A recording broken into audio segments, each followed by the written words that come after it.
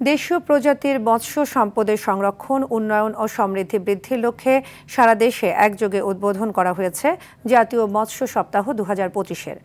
অভয়াশ্রম গড়ে তুলি, দেশি মাছে দেশ ভরি এ স্লোগানকে সামনে রেখে বরিশালে জেলা প্রশাসন ও মৎস্য অধিদপ্তরের আয়োজনে মাছের পোনা অবমুক্তকরণ, র্যালি, বেলুন এবং ফেস্টুন উড়িয়ে মৎস্য সপ্তাহের উদ্বোধন করা হয়েছে।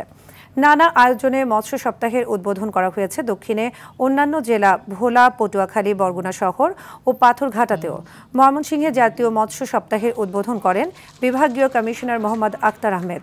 এছাড়া নানা কর্মসূচির মাধ্যমে মৎস্য সপ্তাহের উদ্বোধন হয়েছে মুন্সিগঞ্জ, ফরিদপুর, গোপালগঞ্জ, নারায়ণগঞ্জ, শরীয়তপুর, জামালপুর, নড়াইল, যশোর, ব্রাহ্মণবাড়িয়া, ঝিনাইদহ, চুয়াডাঙ্গা, বাগেরহাট, রাজবাড়ী, কুড়িগ্রাম, বগুড়ার সারিয়াকান্দি, গাজীপুরের কালিয়াকৈর ও দিনাজপুরের হিলিতে।